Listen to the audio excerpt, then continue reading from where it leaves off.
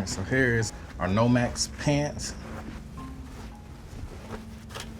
I have my line gear. This one I actually purchased. It's actually more comfortable. The water canteen goes in here. I'm actually gonna get ready to ship it to Montana to help. So I won't have so much stuff going on the plane, so get that up there. So I have a little box going to my district. My boots are actually still in Montana.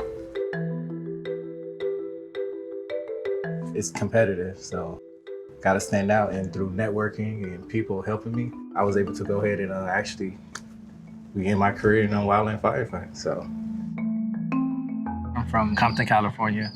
My journey to Southern University started at me enrolling to a community college. I was at Harvard College.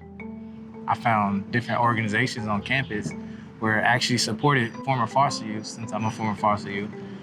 And these programs allowed me to be more motivated. They gave me different resources on campus. I get a call and they say, hey, we think you would be a great candidate to go on this tour down south to look at historical Black colleges.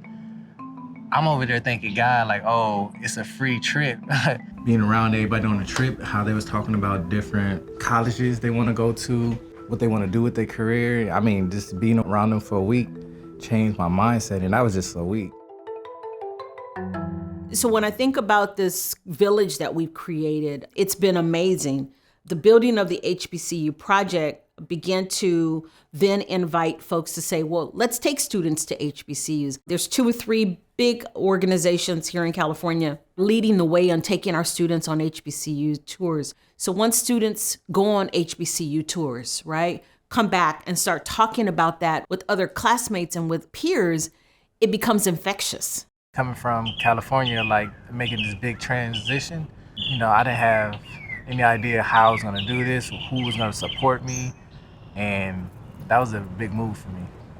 One of the cool things about Southern is I had a chance to visit their campus. I went on an HBCU tour. I was able to build that partnership with folks who really were going to create a smooth transition for our students. Just having the numbers and getting them there wasn't enough. Having that point of contact specifically at that campus that we know can assist that student through their transition.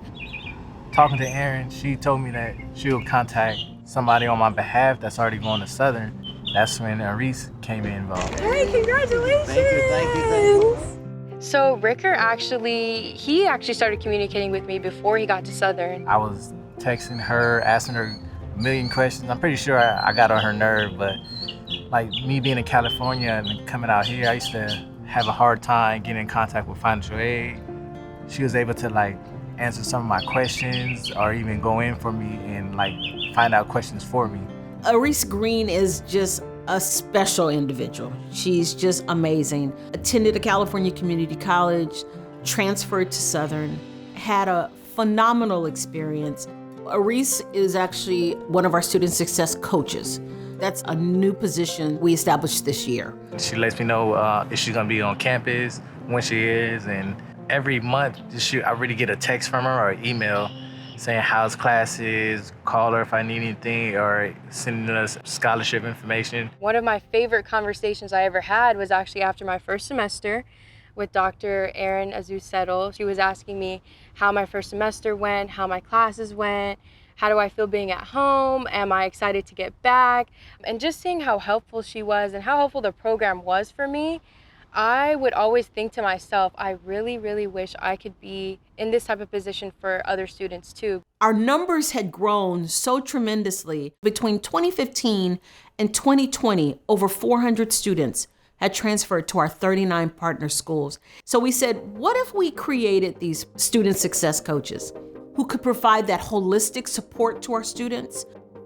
Dillard was one of our first partner HBCUs. They treat our students with great respect. I think it starts a lot with the student. What do I want? What kind of experience do I want? If you're a person that wants to go somewhere and blend in and hide, don't come here, because you can't hide. There aren't 6 degrees of separation, there's one. If I don't know you, I know somebody who knows you. That's it. But that's part of the magic of a place like this. So it makes it hard for you to slip through the crack.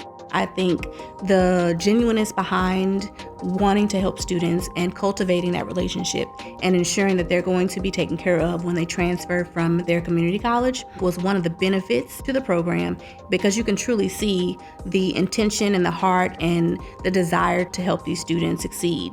If you're a student who values relationships, you can't beat Dillard.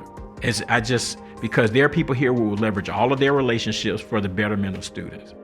I can call Aaron at any time and say, hey, this is my concern for the student, or the student has identified that they need some additional resources. How can we help? That communication and connection back to the home institution is very important. People are the most important thing that you have. Your relationships are number one. Another one of the best things I learned from Southern is that you can't do it alone. You know, it really does take a village. I was able to network, and that's how I got to the position I'm at now. My professors advocating for me, and just sending me emails like, "Hey, this is something in fire. You might want to take a look at this or apply for this." And through them, them being involved with me, I was able to go ahead and make it. I see myself putting myself out there more. I'm taking more chances, especially coming out here. That was a big change for me. So now that helped motivate me to go ahead and go to Montana to go ahead and take that position. Being the first Black hire there, I know I was opening up doors, breaking down walls. I didn't know what kind of racial things I would experience, but I do know God had me. He had my back. He wouldn't put me in a position that I couldn't handle. So once I finally got out there, I saw that everybody was actually, they was cool and funny. I guess I did such a good job that I got emails from different districts, but I ended up sticking with the same people that helped me out the first time.